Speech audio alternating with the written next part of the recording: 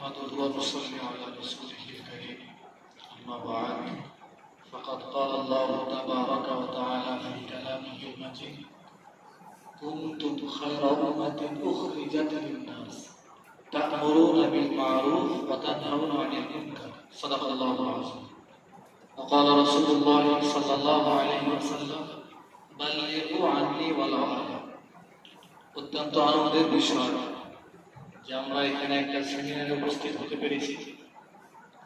আসলে আমরা আলহামদুলিল্লাহ ইলমে দ্বীন শিক্ষা করছি। ইলমে দ্বীন শেখার পরে আমরা এই বিষয়গুলো সমাজের মধ্যে ছড়িয়ে দিব, মানুষকে শেখাবো, চর্চা করব। দ্বীনের বিষয়গুলো, দ্বীনের আওয়াজ সবাই যেন পায়, এই বিষয়গুলো আমরা অবশ্যই করব। নবী আলাইহিস সালাম আমাদেরকে এই দায়িত্ব দিয়েছেন, বাল্লিগু আন্নী ওয়ালাউ আয়া। তো তাই পরিপ্রেক্ষিতে এই যে আমাদের যে সেমিনার, এখানেও একটা বিষয়, সেটা হলো উপস্থাপন। আমরা মানুষের সামনে বিষয়গুলো কিভাবে উপস্থাপন করব। উপস্থাপন কয়েকভাবে করা যায়, তার মধ্যে আমাদের যে বিষয়গুলো এখন আছে, একটা হলো লেখা। আমরা লেখার মাধ্যমে বিভিন্ন বিষয় মানুষের সামনে উপস্থাপন করতে পারি। যদি আমার লেখা সুন্দর না হয়, আমি যদি লিখতে না জানি, আমার মাজমুনটা যদি সুন্দর না হয়, তাহলে আমার অনেক ভালো কথা আমি জানি, অনেক এলেম আমার ভিতরে আছে, কিন্তু এই বিষয়ে মানুষ গ্রহণ করবে না, মানুষ নিবে না। যেমন আমরা অনেক সময় কলার দোকানে যাই, ফলের দোকানে যাওয়ার পরে একটা কলা ক্রয় করি, দেখি যে কলার চামড়াটা ভালো কিনা। তো কলার চামড়া যদি ভালো হয়, ভিতরে কাঁচা হলেও আমরা ক্রয় করি, কেন? দেখতে অনেক সুন্দর লাগে সেজন্য। আবার অনেক কলা আছে চামড়াটা ভালো না, কিন্তু ভিতরে অনেক সুন্দর, ভালো, আমরা নিই না। তার কারণ হলো ওপরে যে উপস্থাপনটা, তার উপস্থাপন সুন্দর ছিল না। কলার উপস্থাপন সুন্দর না হলে আমরা যেরকম নাকি কলা ক্রয় করি না, তো আমার হাতের লেখা সুন্দর না হলে, আমার মজমুন সুন্দর না হলে, এটা কেউ নিবে। তদ্রুপ আমরা আলহামদুলিল্লাহ অনেক ইলমে দ্বীন শিখি, অনেক চর্চা করি, ক্লাসের মধ্যে তাকরার করা, অনেক কিছু আমি করতে পারি, অনেক কথাও বলতে পারি। গল্পের জন্য যদি আমাকে দিয়ে দেওয়া হয়, তো ঘন্টাকে ঘন্টা আমি গল্প করতে পারি, কিন্তু মাইকের সামনে যখন দাঁড়াই, তখন আমার হাঁটু কাঁপতে থাকে।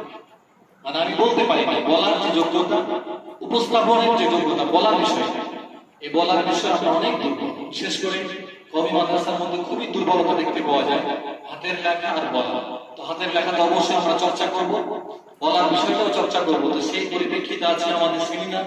এখান থেকে অনেক বিষয় আমরা উপলব্ধি করতে পারছি যে আমরা কে কতটুকু পারি। তো বলার ক্ষেত্রে একটা বিষয় আমাদের খুবই লক্ষণীয়, যে আল্লাহ তাআলা কোরআনে কারীমের মধ্যে ইরশাদ করেন, ফাবিমা রাহমাতিন মিনাল্লাহি লিনতা লাহুম ওয়ালাউ কুনতা ফাযযান গালিযাল কলবি লানফাদ্দু মিন হাওলিক। আমরাকে যদি মাইক দিয়ে দেওয়া হয়, তো আমাদের ভাষা খুব কর্কশ হবে। আমরা সমাজে চলাফেরা করি, তো মানুষের সাথে আমাদের আচার আচরণ, ব্যবহার এত কর্কশ, এত কঠিন।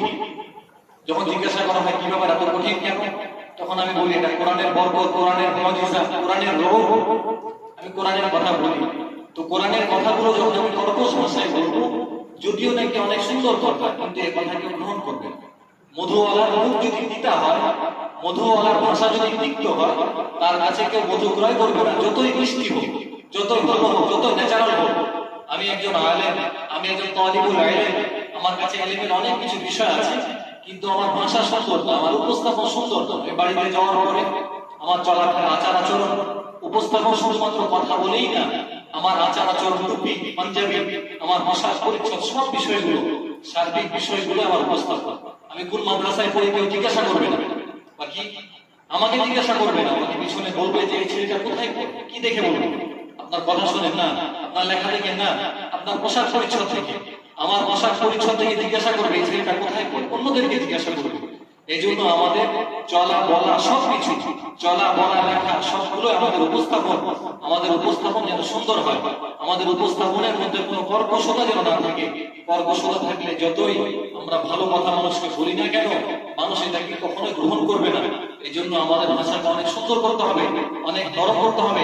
আল্লাহ তাআলা এখানে বলছেন, নবী আলাইহিস সালামকে বলছেন, হে নবী, আপনি আপনার ভাষা কি করুন, মাফহুম, যে আপনি আপনার ভাষা একটু নরম। যদি নরম ভাষা না হয়, তাহলে সবাই ভয়ে আপনার কাছ থেকে পালিয়ে যাবে। ভাষাকে নরম কথা, নরম করার কথা বলা হয়েছে। নবী আলাইহিস সালামের ব্যাপারে কোরআনের মধ্যে কি আছে, যে তিনি সর্বোচ্চ, খুলুকে হাসানা, সব থেকে উত্তম আদর্শের উপরে তিনি ছিলেন। তারপরে তাকে বলা মানে মূলত আমাদেরকে এই বিষয়টা উপলব্ধি করা যে আমাদের আখলাককে কত সুন্দর করতে হবে, আমাদেরকে কত নরম হতে হবে। আমরা আমাদের সাথীদের মধ্যে বিনয়ী না, আমাদের এক একজনের কথা ডাক দিই বিভিন্ন ধরনের নামকে বিদ্রুপ করে, নামকে তাচ্ছিল্য করে, এই বিষয়গুলো আমরা করবো না। আমরা যখন এলাকাতে যাব, বাড়িতে যাব, বাবা মার সাথে, তো আমাদের মনে হয় যে আমরা মাদ্রাসাতে অনেক কিছু লেখাপড়া করি, ঠিক ওই তো এই বিষয়গুলো শুধুমাত্র জুমার মসজিদের বয়ানের জন্য, সেমিনারের মজমার জন্য, কিন্তু বাড়িতে যাওয়ার পরে বাপমার সাথে আমাদের এই বিষয়গুলো হয় না। গুলজারের সুন্নাত থেকে আমরা অনেক সুন্নাত পড়লাম, এখানে অনেক বিষয় আমাদের সামনে এসেছে। পিতা মাতার সাথে আমাদের কিভাবে আচরণ করতে হবে, পাড়া প্রতিবেশীর সাথে কিভাবে আচরণ করতে হবে, এই বিষয়গুলো আমাদের ভিতরে আসে না। আমরা অনেক সময় লজ্জায় পড়ে বাইরে যদিও ভালো ব্যবহার করি, কিন্তু ঘরের ভিতরে করি না। অনেক সময় পিতার সাথে, পিতা রাগ করে, এই জন্য পিতার সাথে ভালো ব্যবহার করি, মার সাথে করি না। এই জন্য এই বিষয়টা খুবই লক্ষণীয়, আমরা লক্ষ্য রাখবো যে আমাদের ভাষা যেন কর্কশ না হয়। আমাদের ভাষা কর্কশ হলে আমার বাপ মা তারা খুব মনক্ষুণ্ণ হবে, তারা আমাদের কাছ থেকে কোনো বিষয় শিখবে না। আজকে আমাদের ভিতরে আমরা দিন চর্চা করছি, আমরা লেখাপড়া করছি, কিন্তু আমার বাড়িতে বেপরদিকে, আমার বাড়িতে বিভিন্ন ধরনের গান বাজনা ইত্যাদি, এগুলোর কারণ কি? এগুলোর কারণ হলো আমি সুন্দরভাবে উপস্থাপন করতে পারি না। আমি নিজে মোবাইল নিয়ে ব্যস্ত থাকি, আমি নিজে মসজিদে যাই না, আমি এমন আচরণ করি যে তারা আমার প্রতি খুব মনক্ষুণ্ণ। এই মনক্ষুণ্ণর কারণে আমি ভালো কথা বলে তারা কবুল করে না। তো আমার বাড়িতেই যদি আমার কথা কবুল না করে, তো আমি আমার এলাকাকে কিভাবে পরিবর্তন করব? আমি দেশকে কিভাবে পরিবর্তন করব? আমি রাষ্ট্রকে নিয়ে, আমি পুরো দুনিয়াকে নিয়ে চিন্তা করছি, আমি আমার ঘরকেই পরিবর্তন করতে পারছি না। এই জন্য আমরা খুবই লক্ষ্য রাখবো যে আমাদের যে উপস্থাপন গুলো সুন্দর হয়, চাই সেটা লেখার মাধ্যমে হোক, চাই সেটা বলার মাধ্যমে হোক, চাই সেটা চলাফেরা আচার আচরণের মাধ্যমে হোক। আল্লাহ তাআলা আমাকে আমাদের সকলকে সঠিক বিষয়গুলো বোঝার আমার করা তৌফিক দান করুন। ওয়া আখিরু দাওয়ানা আলহামদুলিল্লাহি রাব্বিল আলামিন।